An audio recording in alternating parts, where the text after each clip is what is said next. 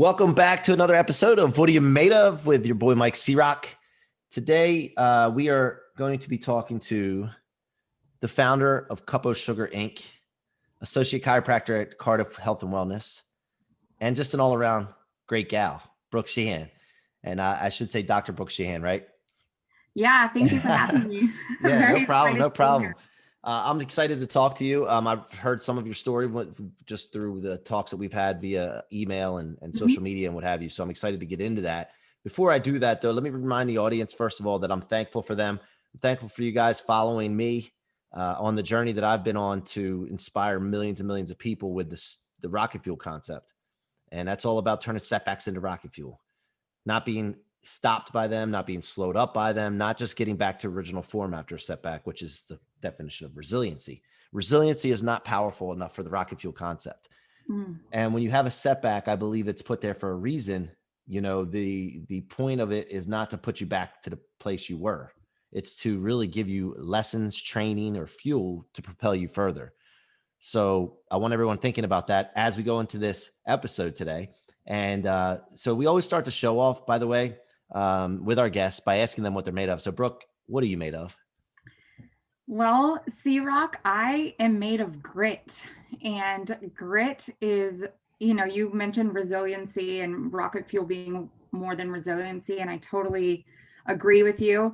I know setbacks can either stop a person or have them kind of take a look at what's happening and then decide to pick up the pieces and move forward. And so just to go back a little bit into my story, at about a year or two, around 2 years old, I was diagnosed with cerebral palsy. So it happened to me actually during the birthing process, but obviously parents don't notice those kind of things until kids start to walk.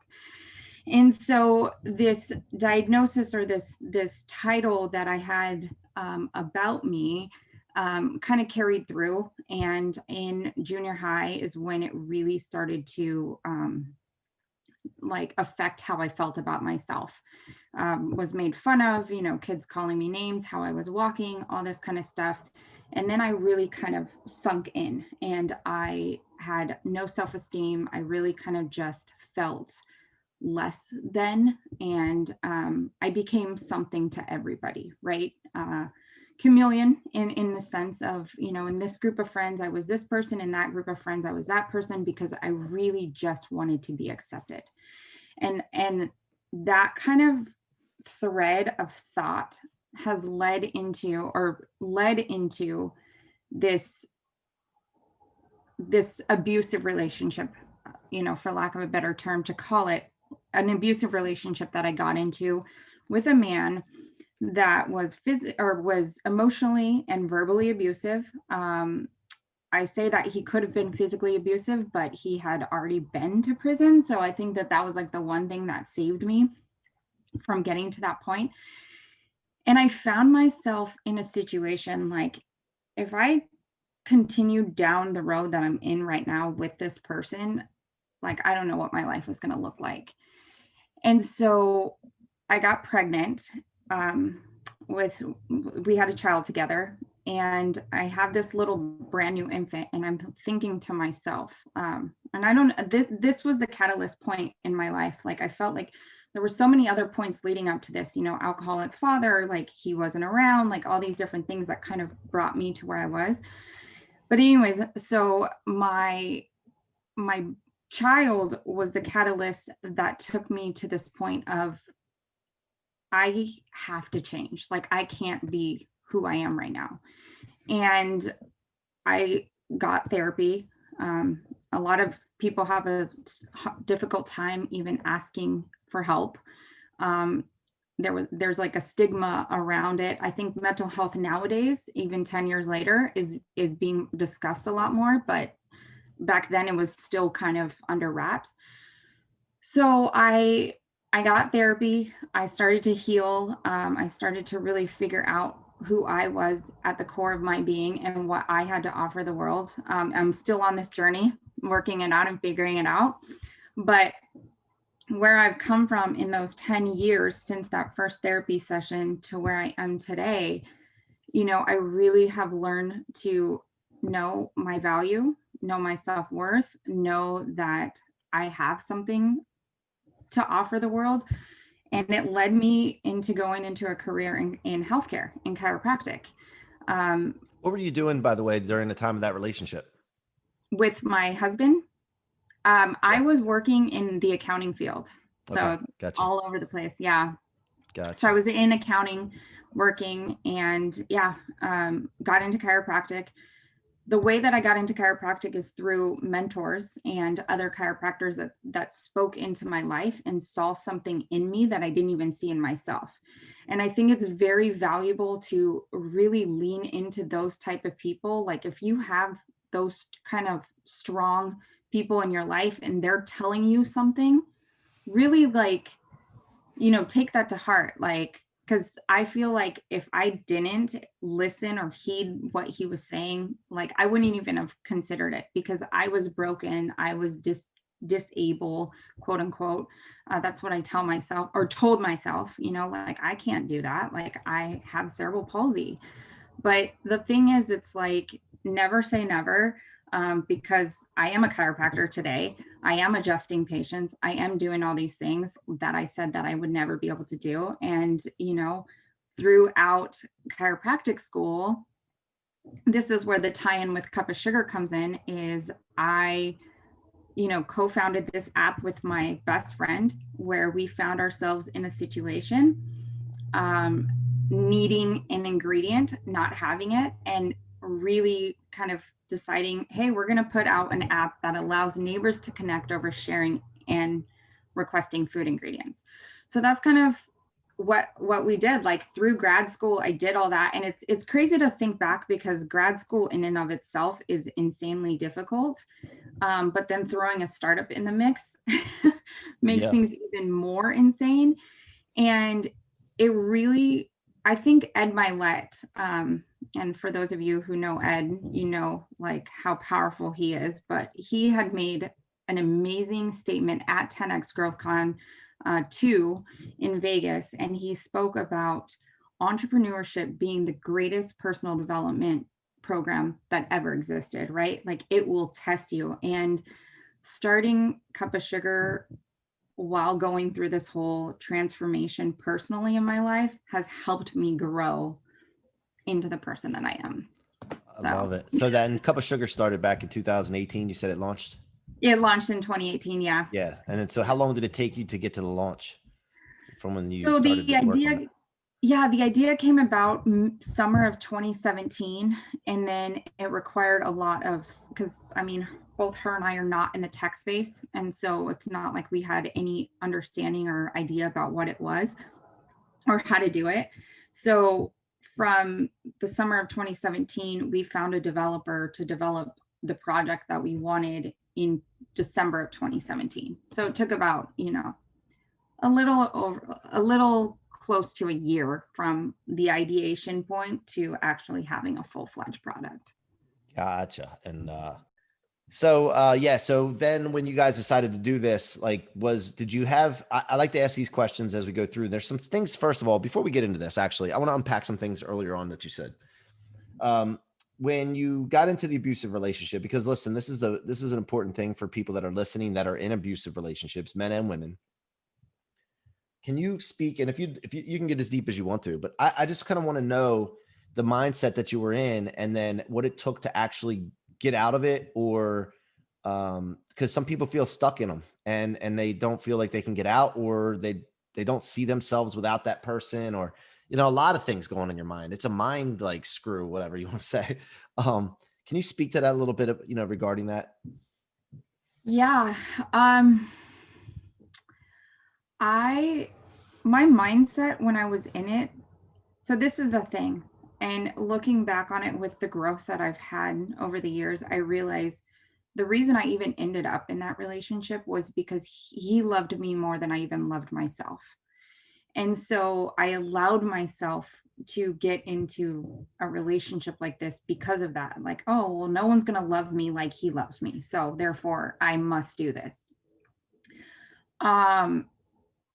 It started out, pretty, it was abusive before it even started. And I didn't see that. There was red flags waving. There was all kinds of things happening. There was people in my life that was like, don't do this, you know. I did it anyways, because I thought I knew better. And I was in it with him full on from 2007 all the way to 2013. So 6 years. We were only married 4 of those, but 2 years of dating. And honestly, like, there was so many times that I wanted to leave, so many times that I tried to leave, so many times that like whew, gosh, it's like reliving it all. Whew. Yeah, so honestly, I can't even recall like what it was, like the thing that was like the final push, other than I know like in 2013 my grandpa passed, and 3 days later him and I were at our third marriage counseling session. Mind you, I had asked him to go to marriage counseling for years, and then he finally waits till we're like on the brink of finally being done before he wants to go to counseling. By that time, I was emotionally dead inside. And I, you know, the counselor knew that. She was like, Brooke doesn't seem like she wants to work on it, which was true. So he had my personal vehicle and I was driving his car. I come home after the session was over. I went and picked up our daughter. She was getting babysat somewhere, picked up our daughter, came home, and he had my car packed full of stuff. So in a way, he helped me leave the situation. Thankfully, I have family in town that I was able to go stay with at the time. But honestly, for anybody that is in any sort of situation like that, like, if you have any bit of support in any sense, like if there is family that you can go to, or, you know, friends that you can stay with, honestly, like that is, I mean, you have to find that support system, like, honestly. And there's going to be those emotional ups and downs, those times when you actually do leave, because there was times when I did leave that I questioned, oh my gosh, am I making the right choice? Like, my daughter needs her dad, yada, yada, yada. Like, that's the kind of things that I would tell myself. But it wasn't, I had to remind myself time and time again, even at my family's house, staying with my parents, that this was not for me. This is not where I'm supposed to be. And if I continue to go back to this, back and forth and yo-yo, I'm teaching my daughter that this is okay. And Yeah. it's not. Yeah. A lot of people don't look at it that way. They don't look at the fact that they're role models and everything they're doing in their relationship with their spouse. The kids are watching, and Yes. then we create future relationships, good and bad. So thank you for sharing that. I just want to make sure we're trying to help people. And I don't want you to go too deep, and if it's too uncomfortable for you or what have you, but I just, if we can inspire and impact some people for them to really think about things differently. There may be somebody listening right now that's really deep into it and they don't have the answer. And if we can help provide that, that's awesome. And I appreciate you doing that. So absolutely. So with the cerebral palsy diagnosis or label too, that went along with it. Just imagine if we can teach as a parent, if you end up having this situation, which I can't even imagine a parent, going through something like that and having that diagnosis on their child. But if we can figure out, like I talk about, I don't care what it is, setbacks, letdowns, anything like this. If you can figure out a way to find the opportunity to turn it into rocket fuel. Yeah.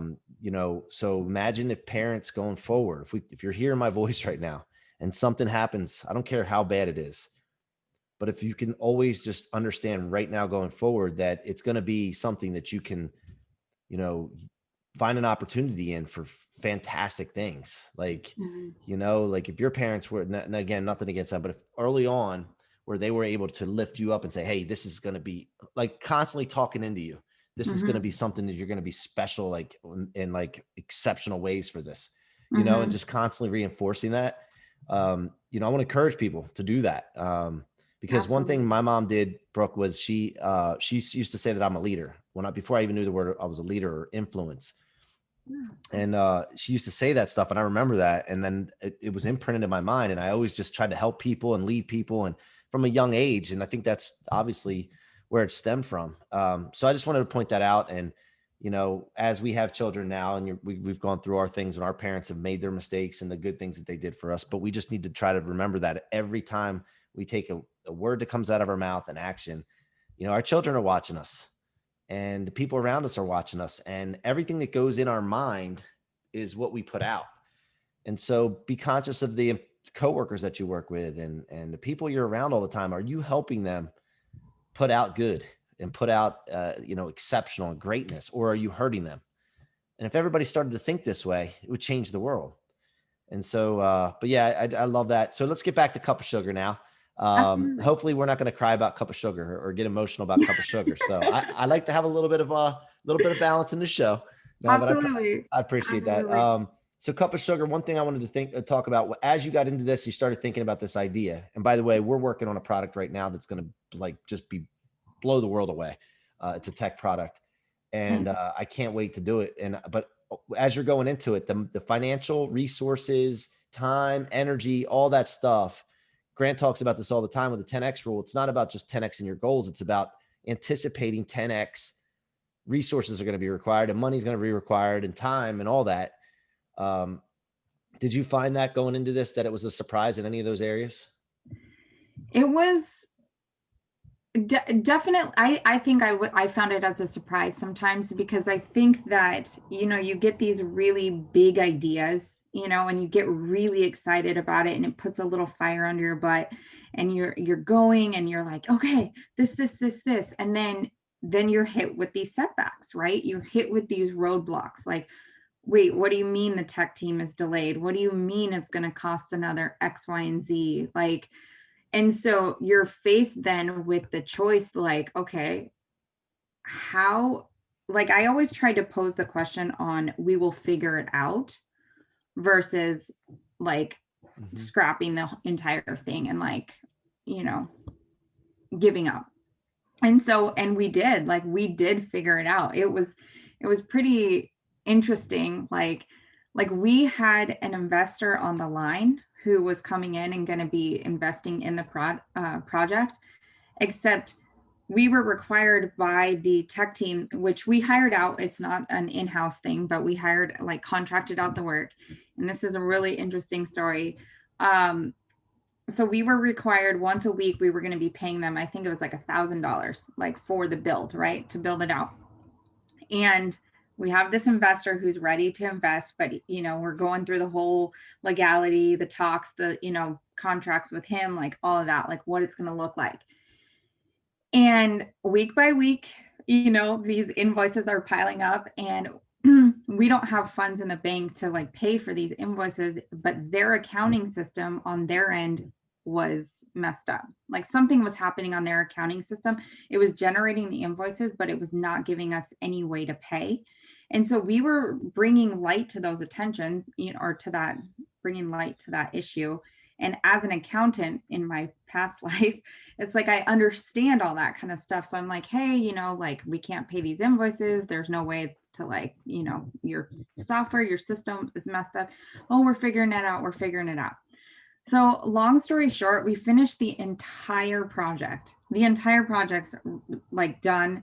Everything's ready to launch, and they finally get their accounting issue figured out. And we were able to submit payment in full, because the money came in from the investor, all literally at the perfect time. And so my thought with all of that, looking back on it, it's had we said, okay, no, we have to pause the project right now because we don't have the $1,000 for this week, we would have missed out on the timing of all that. And I'm not saying somebody should just kind of willy-nilly go in there and just, but it just happened to be that's how it worked out for us. Now, let me ask you this too. Are you done working on the project as far as development, or are you always building out and developing more ideas for it? So no, we're always building on new ideas and working on getting new features and different things that customers or users are desiring from the product. Right now, well, the big issue right now with Cup of Sugar is that we are only on the Apple platform and not on Android. And so we're working on, like that is a priority, is to get first on Android before we start building up the Apple products. So right now it is a startup. So, it is very simple in its like way of use, and it's not fancy and bells and whistles, but it works. Yeah. Yeah. And is there a way to monetize off of it currently, or you guys are creating that? Currently, the only way that we're monetizing and covering expenses is through local advertising. So the idea, though, for us is to build the community first, Yeah. and then to like, okay, here's the huge community, and then monetizing that. Right. Gotcha. Yeah. All right. Yeah. These are all things so this is all new to me, but it's all going through my head as we're doing our project. And luckily I linked up with someone that has done it before and has been through a Awesome. lot of stuff. And I'm thankful for that. Shout out to Jared. Jared Yellen is a buddy of mine now. And I'm excited Nice. with what we're doing, man. And just connecting with good people is the other thing, Yeah. And so what is your like final vision with this, how this is going to all work out once this community's built up in it? Like, where do you see this going? Honestly, I see it like my vision is super big with it, but I really see, so right now it's just food ingredients, but we are also living in a time where community is becoming obsolete in a sense. Everybody's so isolated and doing their own thing, and can't you see a human being, it's like run the other way, they got germs. And so I really see this as a way to really bring back that sense of like homeness and like where people can connect and get to know each other, and not just with food, but really start to expand it into like resource sharing, right? A lot of people have different things at their homes that they may not be using, that somebody else like, hey, I need to borrow a hammer, or do you got a couple sheets of paper, I need my child's school thing printed, or something like, where it's really to where we've developed this strong sense of community. So that's like the bigger vision. Love it. All right. Yeah. So let's talk about what are you made of, philosophy with turning setbacks into rocket fuel and all that jazz. So how do you, on a daily basis, when you get into a tough situation, or if you're just not feeling right, or you're not feeling like doing something you need to do, or whatever it is, do you look back and fuel off of anything that you've been through? Or do you like, because some people they don't believe in looking backwards. I believe in looking backwards only for two things: training and fuel. Yeah. And, so can you speak on that a little bit? Absolutely. So I do look backwards. I look backwards a lot. And I think even just yesterday, this happened to me. There was something that I like needed to get done. And I was like in my fear reptilian brain, like, oh my gosh, what are people going to think? All of that. And I'm like, no, you've done this before. This is not something new. Like, do it because you know how you're going to feel afterwards. And it's so incredible, because a lot of times when you are in those really like strong sense of like, oh my gosh, scaredness or being scared, you like hype yourself up, and then once you do it, you're like, oh my god. And do you mind sharing what that was, or no?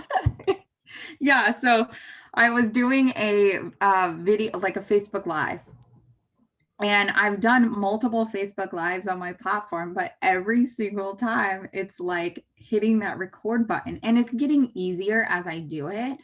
But the thing is, it's like there are some things that it's just like, and I'm working on sharing my story better and really being able to communicate with people. But it's like, you don't get better unless you practice, right? Like, I am so grateful for this opportunity that you've given me to just kind of like get on here and share my story with your listeners as well. But it's like something you grow as you do.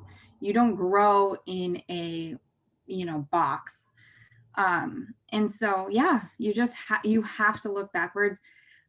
I heard this amazing way of putting it just recently, or this year, about you have to really tap into those badass moments, like really sit down and write down everything you've like accomplished, or like moments in your life where you're just like, wow, that was totally badass, like graduating from chiropractic school and starting a startup. Like, Did that come from Jen Gottlieb?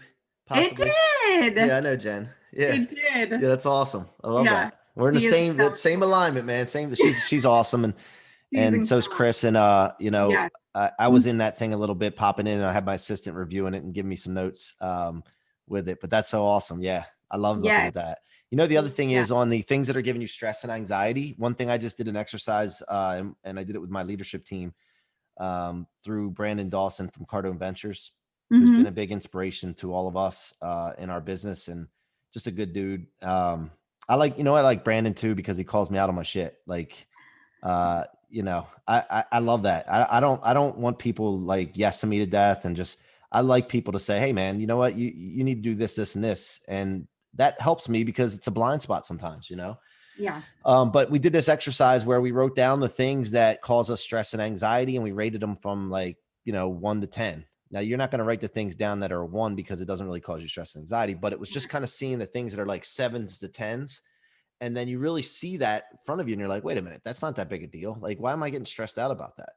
Also, it allows you to communicate with the person that may be involved with that. I'm not going to say that they're responsible for it because you're responsible for it, but they may be Right. involved with it. So you can communicate properly to them that may cause you stress and anxiety. And you're trying to work on that and become aware of that. And if they can help you with it. Hmm. So that was help big time. And then I don't like to focus on those things after that. Like recognize it and then focus on what you want instead of what you don't want.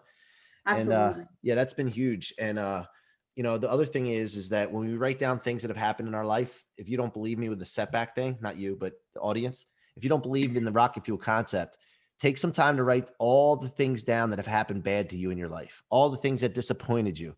Write them down on a piece of paper. And then also to the right of it, just look for the opportunities that came from that or the good that came from it. And I've never found something bad that's happened to me I can't find something good that came from. So if we Right. know that, right? If we know that ahead of time, then how can we do this proactively? Like prepare ourselves ahead of time. And if that's the case, Brooke, that's the case, then all the stuff that usually stops us or makes us want to quit, the discouraging people, the negative people, the letdown, setbacks, difficulties, all that stuff, if we can just not eliminate them, but convert them into rocket fuel, then we become unstoppable. And Love it. that's what it's all about. Like I'm so ingrained with this concept now that I don't feel like I can be stopped at anything I do. And it's Yeah. just a matter of making sure that I'm clear on what I want to do, Right. and so I absolutely love that. And, what's the next thing with the chiropractic business? Are you riding that out now? You think you're going to stick with that like for long term, or do you have an idea of kind of going into entrepreneurship with other things like full time or? Well, I mean, so I just graduated chiropractic school a year ago. Okay. So Gotcha. I've only really been in practice for a year now. And honestly, I love it. I love being able to connect a human being to their own innate potential.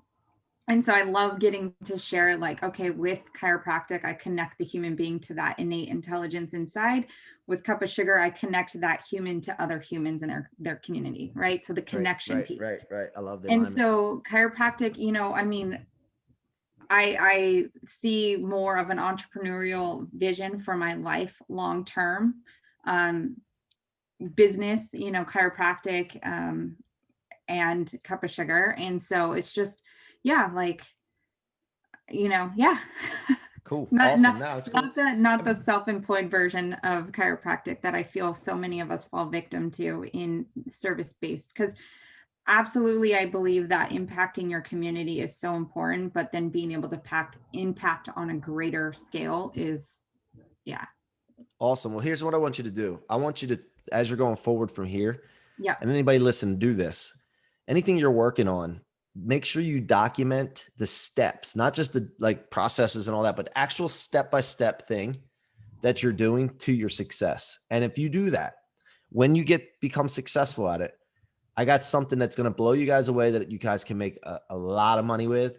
And I want you all involved with it, but just make sure that you're conscious of that, because what's one mistake I made in my life with my successes is that I didn't really document the step by step, like algorithmic steps to success. And I wish I did. Now I'm doing that going forward, but there's an opportunity for everyone that will be available soon that we're putting together that is going to blow people away, and everybody's going to be able to benefit from it. And so I want to encourage you with that. And by the way, if you guys aren't watching, you're listening to this podcast, Dr. Brook's got some awesome earrings on. I want to commend you on those awesome earrings. They're cool looking.